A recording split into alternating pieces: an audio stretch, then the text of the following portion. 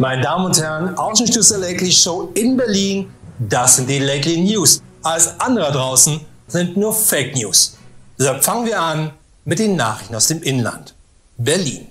Für Berliner ist die Jogginghose ein beliebter Freizeit-Armani. Oft auch außerhalb der Freizeit.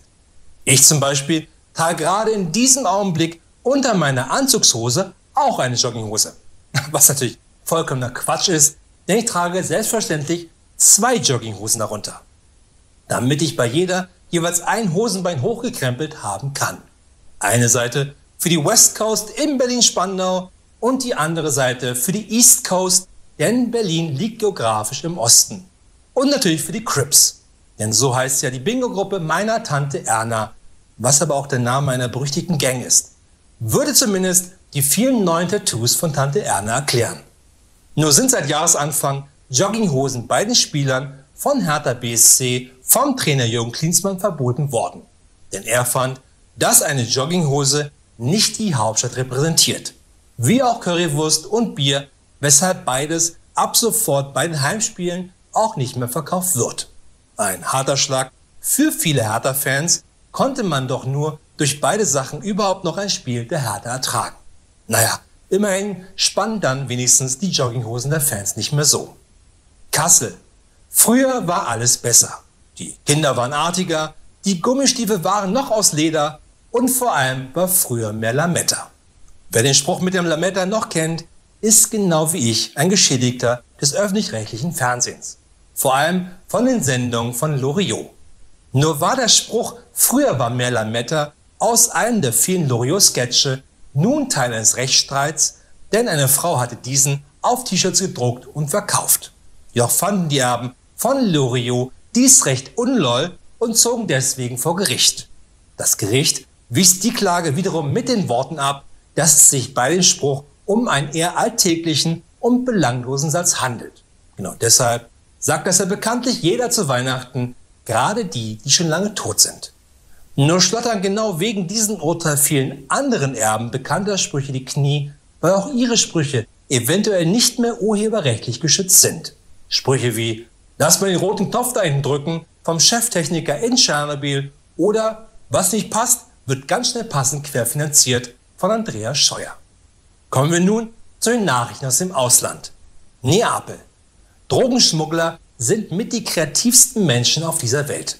Man könnte fast glauben, dass sie selber unheimlich viel von ihrem eigenen Ideenpulver morgens in ihren Kaffee schütten.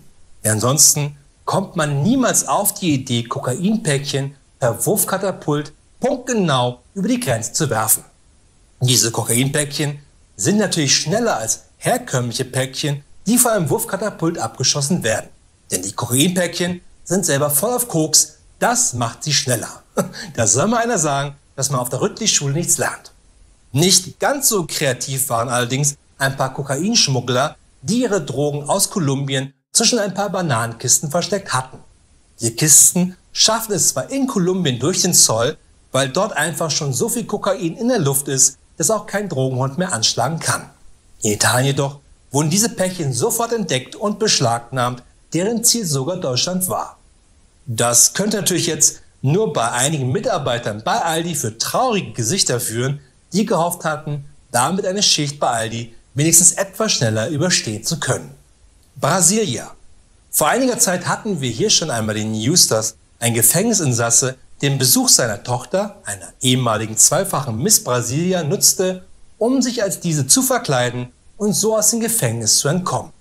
Aufgeflogen war er jedoch, als ein junger Wärter all seinen Mut zusammennahm und die falsche zweifache Miss Brasilia um ein Date bat. Und weil das Date so gut lief, endete dies direkt an der 4. Base. Trotzdem flog seine Verkleidung erst danach auf. Jedenfalls hat diese Familie einen Sohn, der bisher noch nicht im Gefängnis saß. Dies könnte sich jetzt nur ändern, denn nachdem seine Mutter zum 8. Mal durch die theoretische Fahrprüfung gefallen war, entschied sich der Sohn, sich als diese zu verkleiden und dann für sie die Prüfung abzulegen.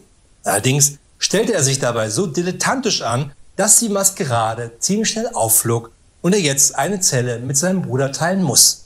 Komischerweise freuen sich beide schon auf den Sonntag, wenn endlich ihre Mutter und die zweifache Miss Brasilia wieder zu Besuch kommen. Noch zum Abschluss, das Fake News Medium der Woche ist dieses Mal eindeutig das Detailmagazin. Es hat sich gezeigt, dass das Failing Detailmagazin nur vollgestopft ist mit Fake News. Ich achte bei Filmen gerne auf jedes noch so kleine Detail. Und damit meine ich nicht irgendwelche offensichtlich überraschenden Storywendungen, so weiß ich bis heute immer noch nicht, von wem Darth Vader der Vater sein soll. Jetzt also von Yoda oder doch eher von Captain Kirk. Sondern ich achte auf die kleinen Details in den Szenen selber. Ob jemand, der gerade noch eine Kaffeetasse in der Hand hatte, diese auch in der nächsten Einstellung noch in der Hand hat. Und wenn ich solche Details entdecke, feiere ich diese dementsprechend. Das kann ein leichter Freudenseufzer sein oder bis hin zum Aufmarschieren einer Blaskapelle reichen. Noch einmal sorry an alle Kinobesucher beim neuen Star Wars Film. Aber hey, wenn das Lichtschwert von Kylo Ren von einer Szene zur nächsten 2 Hertz im elektromagnetischen Spektrum nach rechts gewandert ist, dann muss das gebührend gefeiert werden. Noch einmal danke an Slipknot für ihren Auftritt. Ein Detail, das ich im Detailmagazin leider vermisste. Deshalb sei gewarnt, Detailmagazin, die dunkelgelbe Lately Fake News Karte an dich und du stehst ab sofort auf der Toursongliste von Slipknot. Das waren die Lately News. Wir sehen uns wieder am Montag. Und nicht vergessen, alles andere draußen sind nur Fake News.